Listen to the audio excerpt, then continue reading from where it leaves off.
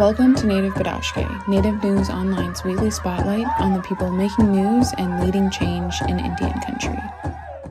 Welcome to another episode of Native Bidaské. I'm Levi Rickert, your host and founder, editor of Native News Online. We have a special guest today, and it's Ben Jacobs, he's a tribal citizen of the Osage Nation. However, he lives in Denver. And Ben, welcome to Native Bidaské. How are you today? I'm doing well. Thank you for having me. And you started Tocabe restaurant. We're going to talk about your new one at the Denver International Airport. But when did you start your original one? We opened December of 2008. So we are in our 17th year now. That's congratulations. I actually had the privilege of eating there when the National Congress of American Indians were in town. I want to say that was 2017, something like that. I kind of lose track, but I remember having some bison, and that was absolutely delicious. And then 2 days later, you were out on the street with your food truck in front of the convention center, and people from National Congress of American Indians went down, and I got some green chili stew, as I recall, and it was absolutely delicious. So tell us this. Tell us how's that new restaurant going at the Denver airport? It's good. It's going well so far. Let's see. We opened April 7th, so we're about a month in. It's going well right now. You know, it's opening a restaurant to begin with is a really difficult task. Opening in one of the nation's and world's busiest airports is a whole nother beast. So it took us a little over 6 years to get open. So, you know, obviously lots of hurdles that we had to go through with that, but also just how we approach our food and our sourcing methods and things like that. That added a whole nother layer of making sure that we get the ingredients that we want directly into the airport, because also this is in order to get into Denver International Airport, you basically have to have a collaborative relationship and a partnership. So this is a license deal. So we have full oversight of the restaurant, food quality, consistency, at least food control, sourcing methods, things like that. But it is operated by a partner that we have in the airport. So again, that is a whole nother line of complexity to work through, where we're really training staff, training management, not only our food preparation and our quality and controls, but also the culture of our company. You know, making sure that they are supporting and representing, you know, our philosophy and our vision as a company at the same time. So it's been an exciting process, and it has been a long time coming. But as of right now, it's going well. You know, opening the door to a whole new audience for us, which is great. You know, not only are we getting local traffic, but also it opens up to a global audience, which is a really exciting effort for us. Yeah, and I'm in and out of the Denver airport often. What concourse are you in? We're in Concourse A, which is it's cool because Concourse A is starting to turn over and convert into United's taking over half, but also it is the international terminal. So that's really cool because of the global audience, obviously airport global to begin with, but the fact that like right across from us, the gates the last week were to Frankfurt and Heathrow and things like that. Like that's an incredible opportunity for people to experience our brand, but also for people to have you know, native produced foods that are not just from, you know, the States, but are from, you know, audiences around the world. And how are the sales like in comparison to projections? Have you met your projections? Are they? Not as of yet. As most restaurants, you know, we're growing in what our projections are. Also, you know, we're learning as you do in a restaurant street side, but you know, we're learning, and what I've really found being at the airport so often the last couple months is, as I keep saying, there's 1,000 people all doing 1,000 different things. So when someone comes in the restaurant street side, you know they're there to eat. But at the airport, someone's going to their next flight. They're trying to go to the bathroom. They're trying to fill their water. They're getting a cup of coffee. They're doing all these different things. So drawing people in and getting them to actually, you know, engage and have a meal is a different approach. You know, also right now with Denver International Airport, as I'm sure you are well aware, and those that travel through, it's a constant building process. So of course, we decided to fix the moving walkway right in front of our restaurant. So we have a giant wall blocking most of our view right now. But I will say, those are hurdles that you have to come over anyways in a restaurant. Maybe not a giant wall blocking your view, but we are ramping up. Sales have been steadily climbing each week, which is really exciting. We launch our breakfast starting next week, so we'll be open 16 hours a day, so 3 full day parts, 6 a.m. to 10 p.m. So yeah, we're excited, and we also opened in April. April is one of the quieter months of the year, so it's actually looking at it in a positive way. It's beneficial to get the crew trained up and in the methods and in the flow. And then as we start to hit these summer months and DIA start to really ramp up their business and passenger travel, we're excited that projections are going to start to meet their expectations in the coming months. And what are your menu items? Is it the same as you have the full menu like you do with your original restaurant, or is it more limited? Yep. Yeah, no, full menu that we have at the original restaurant, minus the bison ribs, just because, based on the volume. You're making me hungry, man. I know, I'm sorry. We're not doing bison ribs just because, the bison is a limited, quantity that we can get kind of anyways. It's even that at our street side restaurant. So we don't have that. And then we launched breakfast. So breakfast is something that we don't have at our street side location, just because we're open 11 a.m. to 9 p.m. every day. So that's exciting. So we've expanded the menu there, which is a menu we used to do on the food truck and different special events. So that'll be really cool. But yes, it is the same as our daily restaurant as of right now. Well, tell me this: how do you indigenize breakfast food? Yeah. So we do have eggs, as a part of breakfast. But, sure. We have what we call green chili hominy scramble bowls. So everything is hominy corn, roasted green chilies if you like. And then your protein options are elk, bison, or boar sausage. And then we do New Mexican red chilies, base of beans of your choice. And then we are also doing chilaquiles, which are green chili corn chips that are tossed in a red chili that we make. And then again, you have your green chili, your hominy, and then your choice of protein on top. Again, bison, elk, or boar sausage. And then pickled onions, things like that. We have our creativity. It's just like Tocabe is. We're very ingredient driven, so it's about making sure that we're having our native produced ingredients on top of that, and then making something that speaks to the day part, which is the breakfast. Sure. Now, tell me, has any good responses from some of those international travelers? As far as indigenous food goes, have you had any good comments? Yeah, we've had really positive feedback so far. We've had people. There was a family that was headed to Switzerland or Sweden, I believe, and we're really excited about having our food before they went. We had some people in line, because obviously we've been engaging with people in line, and people saying, they've never had it, they've never seen it, they've never heard of Tocabe, but they were so interested and excited to try the food. Again, very positive feedback that we've heard so far. So that's exciting. I mean, I think first and foremost for us is we've always been this way since we started, is we want to make sure that we provide a good culinary experience, a good food experience first, and then people be excited and to provide people a good quality food experience and not just say, hey, we're native, you should support us through that. We want to say, hey, you have an amazing food experience. This food is fantastic. Oh, and by the way, love your sourcing methods, love your story, love your, where you come from, your cultural connection, your development, your story.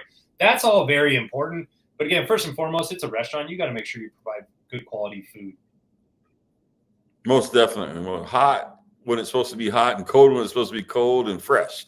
Yeah. Yep. Exactly. Now the American Indian Alaska Native Tourism Association, they've done a lot of work in recent years trying to attract the international travelers, and they actually have charts if they can keep international travelers in the United States going on to tribal lands. They have some pretty good numbers in terms of that. So I just seem to think as you're talking, Ben, what you're doing there at Denver International Airport is going to help them. Maybe let's say next time we come back to America, we're going to go on to tribal land. And how did you become a chef, and what inspired you? How long have you been a chef? So I have been in the restaurant industry myself personally, 25 years. now. We've had What, Tocabe. you started when you were 6 or what? I know. I appreciate that. Thank you. But really going back, my parents opened a restaurant in 1989 when I was 6 years old. I'm the youngest of 4 kids. Okay. We ended up in Denver when my mother got a job at the Denver Indian Center. That's what brought us to town. And Wow. they opened Nice. a restaurant in 89 called Gray Horse American Indian Eateries. So they were pushing for the progression of native foods in a professional manner back then. And so we really just took that on, and that's how we developed Tocabe. I was never trained professionally as a culinarian. I just worked in the industry, and then obviously being connected to our foods anyways, you have the skill set from that. And so opened Tocabe, became a chef, as I say, kind of unintentionally became that way. So I've been cooking now professionally, I suppose you could say, for over 20 years, and then with Tocabe specifically for the last 17. But this is just kind of everything that I've always done, everything that my family has kind of been a part of, not only from a native food experience, but from a professional setting. It's something that my parents had with us when we were little. That operated for 2 years. So it was only there for 2 years, and then it went away. But, it was really impactful on my life and obviously my career trajectory. Yeah, that's really nice. Now, I remember when I was in your Denver location, the original location, I sat there and was totally amazed because we were there, as I recall, at lunch. We were there at lunchtime on a Monday, as I recall, and that place was packed. And I was thinking, it was not all Native Americans. I mean, There was very few. There was a few of us scattered, came in from the took a Uber, I think, out to your restaurant from the Denver Convention Center, but it was non-natives. How did you attract the non-natives? It was just I think that's a good question. I mean, I think initially there was the draw, right? There was there's a native spot in town, I'm gonna go check it out. But I think why we still get that and why we've sustained that for now, 17 years is kind of what I was saying is people, when they go and they spend their hard-earned money to go out and have food, they have to have a good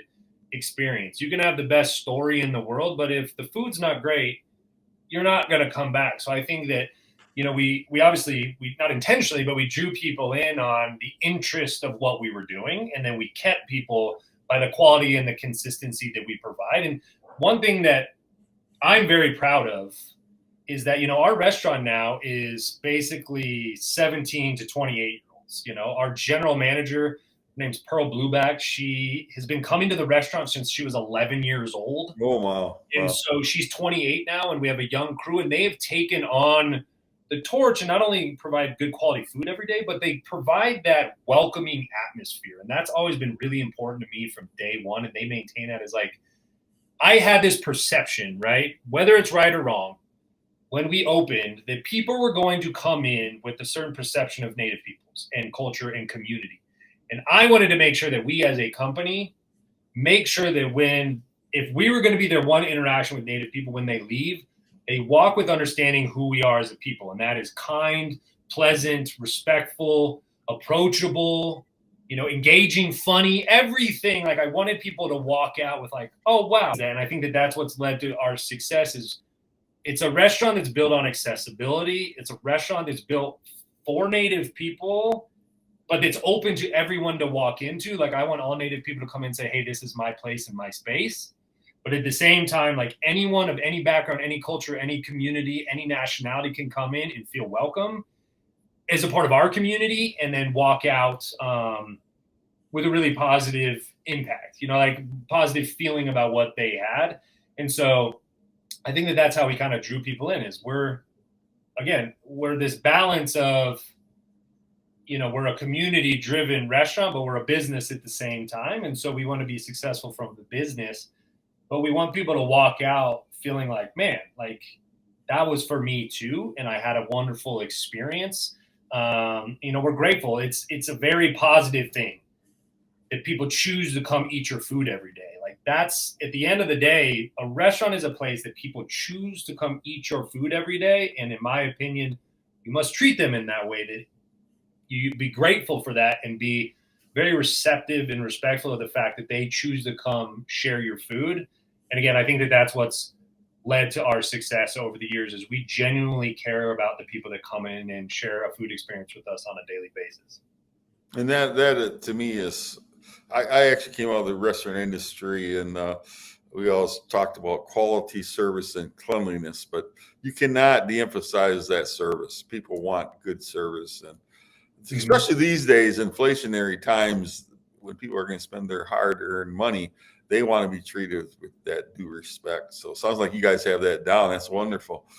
Yeah, for sure. And so I just say quickly, and I think that's one thing that's really important too, and that our team has taken on is they're excited to be able to share themselves with the guests that come in, and they provide each guest with, especially with us being an assembly line where we don't have servers, they give each guest their time. And so I think even if someone waits in line a little bit longer, by the time they get to the front, they realize, oh, it's because the crew is giving each person their time and their moment and answering their questions and being patient.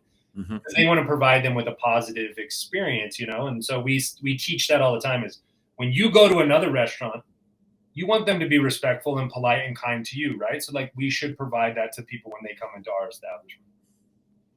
Well, that's the key to success in restaurants. And I don't think the average person really realizes how hard restaurant work is. I guess the teenagers who work there are coming up, but I have to tell you, it's hard work. So. Yeah. I say that all the time. It is blue collar work. You're on your feet. It's fast. It's stressful. You get that heightened sense of anxiety when something happens, when there's a lot of people, but then it's hot. You're doing dishes, you can get messy, it's all those things. Like it is hard work, and, but it's also, people can learn an amazing amount of lessons because while you're doing all that hard work, you still get to engage on a personal level with someone else. And not everyone gets to do that every day. So, I mean, it's nothing else that there's nothing else I would rather do, but you got to be kind of built for it. Yeah, it's long hours and a lot of good work. Hey, I was really interested. You were saying about the food suppliers. You have to comply and get it. Maybe the system that the Denver airport. Are there any indigenous products that you're having a hard time getting into that system, like chilies, for instance, or how's that work?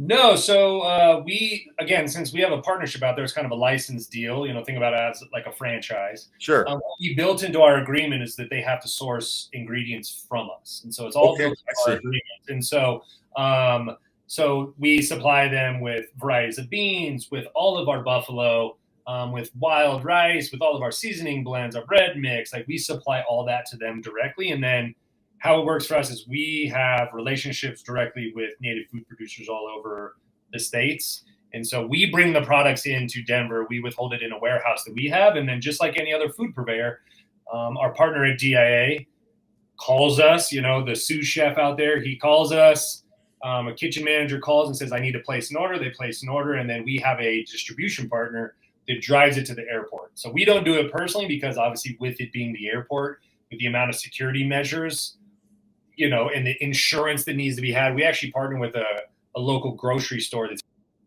here in town called Marzix. They actually do our distribution for us. I'm good friends with the owner there. And so he takes out and he delivers all of our food. And so we've built in our own little supply chain distribution channel. But think about it just like any other food purveyor. As a restaurant, you would call, you would place your order.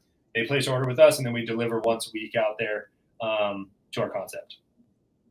Yeah. Now, indigenous food sovereignty is just kind of it's real trendy, right? People really get into it.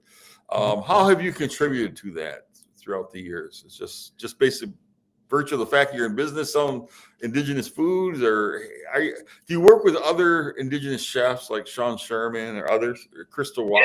Yeah. I mean, now being in this professionally for 17 years, outside of just being in the community is, we're seeing a rapid rise in the native culinary world, native chefs and caterers and restaurants, which is unbelievable and amazing because it's what we've all needed. I work with native chefs. I've gone, to countless food sovereignty summits and conferences and things like that, really talking about the expression of our food and growing, what our cuisine is. I say all the time that I believe we're in a beautiful space within the professional native culinary world because in many cases, our joint communal cuisine is not clearly defined. Like, what is native foods? Or what is native cuisine? People ask me that all the time. What is native cuisine? And I always ask back, I don't know. You tell me. And I think it's because we can talk about ingredients and things like that. That's really important. But like, what is our cuisine? It takes the point we're in right now of having native culinarians. We're working together to develop our cuisine. But then at the same time, you need the farmers, the ranchers, the caretakers of the land, the people of the water, the seed savers. You need all of that. A food system is more than just the chef. We are the end point. Yes. We get to cook something and put it on a plate, but we have nothing without all the other elements of growing, raising, and producing food. And so I think from from a food sovereignty standpoint, from at least my work is, I've traveled to communities for now almost 2 decades and working directly with community members, not only just on ingredients or products that they develop, but also just what are techniques? What are the stories that they tell through their food? What is the culture and the image and identity that we're sharing through our cuisine? Because food is about people first. Like for me, food is more than the ingredient. It's about the people that it comes from. And that's something that is a main component of food sovereignty. It's not just the food, it's about the people and the community at the same time. And then I think, as a professional, being able to share the food, that's a hugely important aspect, because we get to claim and share the stories of the ingredients from our own voices. And I do not take it lightly or for granted the fact that I get to go to communities and then I get to be a voice for the people in those communities and talk about, their expression of cuisine or their ingredients. It's really important. So I think that, we try to do everything we possibly can. I mean, we're community first in what we do. That's what Tocabe has always been. I believe I said it before, but a friend coined that for us as a community-driven experience. Mm-hmm. It's not Ben Jacobs. It's Tocabe. We always wanted to be its own thing, and what that is, it's a living, breathing entity that has all these voices that get to share. And I think food sovereignty is an amazing part of that, because food sovereignty is story and story is people. Yeah, that is. We Native people are such tied to our communities, and it's just so important. So it's fair to say that indigenous food is way beyond the Indian taco that people know about from powwows, right? Yeah. And obviously we do that. We started with that. When we were starting those years ago, was what's the foot in the door? What is the thing that the average person is familiar with? What's something that we can start there? And then, I say now that we're ingredient driven, it goes to our sourcing methods. Like what can we do to support the native food system? Because as restaurants and caterers and things like that, we need to make sure that we're supporting our own food system. So we have a mantra that we say native first, local second, everything beyond. So if we can buy from native food producers first, we always do that. And then we get things locally. So it's a little bit different than a lot of everyday restaurants where they buy local. Well, we'll buy blueberries from Passamaquoddy in Maine and bring them thousands of miles, because that means we're impacting the native food system, Mm-hmm. So that's really important to us and what we do. And so I say now, we're ingredient driven, but it goes to kind of my point with native culinarians is we can create what our cuisine is now, because coming from the essence and the heart of our ideas in our communities and from our foods. So why can't we be just as innovative and creative with our foods the way that any other chef is from any other community or nationality? We should be able to develop, and I'll just say this, I know I'm rambling on a little bit, but we would have people that would come in and say, I want to eat what they ate 200 years ago. Well, that's cool, right? We can talk about ingredients, but what you're also doing is you're pigeonholing us into an era. And I don't think that's right. We are very much here and current and modern and progressive as anyone else. Why can't our foods be as innovative as we are? And so, again, native culinarians are taking the reins of that and being like, this is my plate. This was I've developed. This is who I am, where I come from. This is native food. And no one can tell you you're wrong, because you've created it from the essence of who you are. And you've done it in the way that is meaningful and purposeful to put a plate on. So again, that's why I say, I believe as a community of professional cooks, we're creating our cuisine together. I've worked in many kitchens, and no kitchen that I've ever really been in is more collaborative than a kitchen of like 8, 9, 10 native chefs being like, hey, what are you doing with that ingredient? How are you doing? Oh, whoa, that's cool. I really like that. It's like chefs can be very competitive.